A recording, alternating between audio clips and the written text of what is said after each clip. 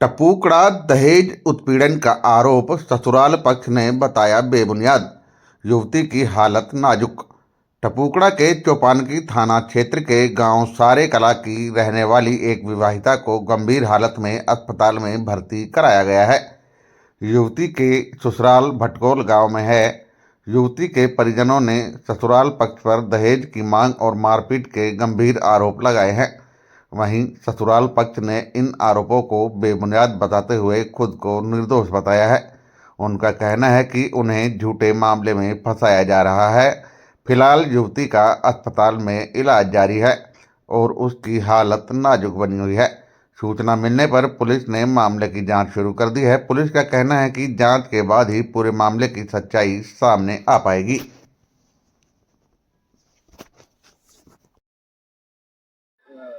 क्या मामला है? सर मामला यह है, मेरी लड़की भटकोल में ब्याही पवटियान की ढाणी में, तो वहाँ एक शादी होकर आई उसकी इसका देवर की।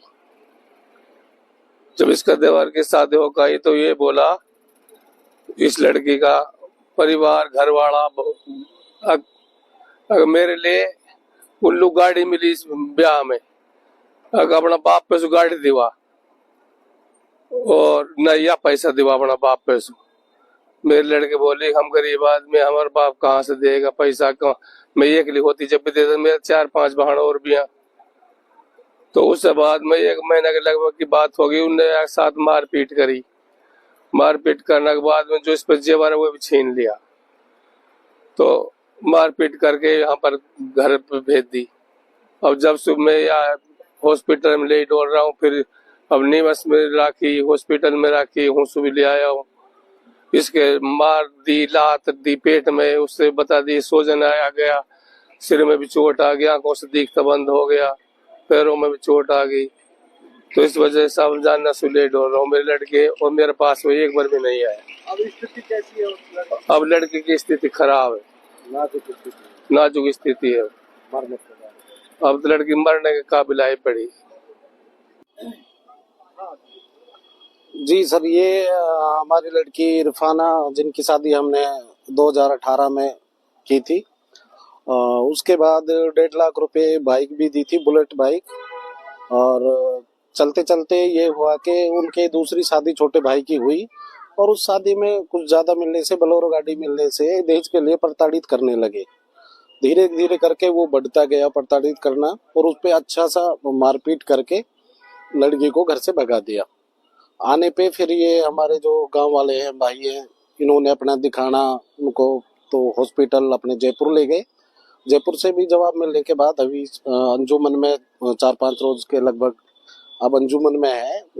मैं मानता हूँ कि ये मेवात में दहेज का जो चल रहा है, इससे बहुत लड़कियों को, बहन बेटियों को प्रताड़ित किया जा रहा है। तो ऐसे लोगों को सख्त से सख्त कार्रवाई होनी चाहिए और प्रशासन से उम्मीद करते हैं, मांग करते हैं और ये डिमांड रख रहे हैं कि हमारे साथ ये न्याय हो, अन्याय ना हो। आज ये बेटी है, कल को दूसरी बेटी इसी जगह पर होगी। तो साथ ही यही है कि हमें उम्मीद लगा रखी है प्रशासन से कि हमें न्याय मिलेगा, और आप सभी भाइयों से यही हम तो इंतजार करते हैं कि हमें न्याय मिले। भाई, हमारी लड़की है इरफाना और ये भटकोल में ब्याही 2018 में शादी करी। तो अब ये 24 में उनके भाई की छोटा की शादी हुई। वहाँ में वाले दहेज कुछ ज्यादा मिलो। अब वो कह रहे भाई तुमने कम दियो है दहेज, हम लोग ज्यादा मिल तो भूखा घर का हो। तो लड़की के साथ मारपीट करिए, मारपीट करके ताड़ के कर गए यहाँ गांव में।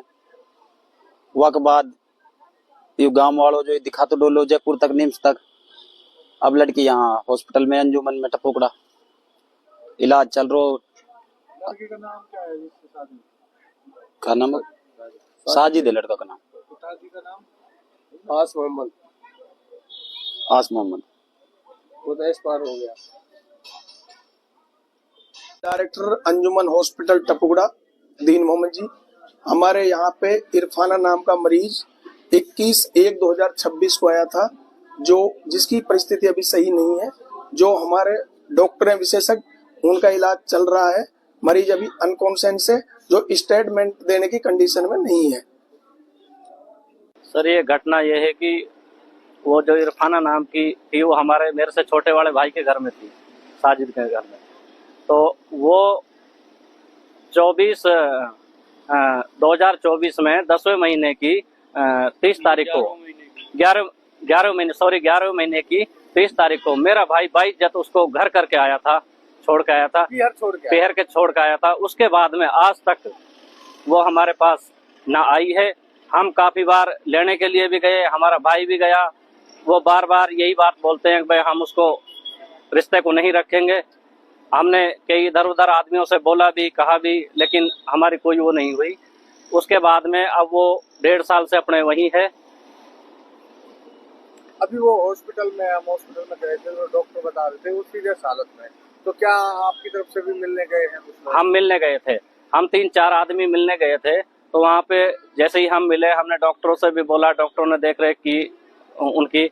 तो उसके बाद में हम मिल के नहीं नीचे आए, बैठे तो उसका फादर आया 19, तो उन्होंने बदतमीजी से बातें की। उसके बाद में 8-10 जने और बुला लिए, वो मारने पे उतारू हो गए। तो हम अपनी जैसे तैसे करके वहां से जान बचा के हम वापसी आ गए। हम उसके बाद में वहां नहीं गए। हमारे 1.5 साल से हमारे कोई घर पे इरफाना नहीं आई। जो दिन तारीख जो बताया 11 महीने 2024 में, उस दिन के बाद हमारे घर इरफाना नहीं आई।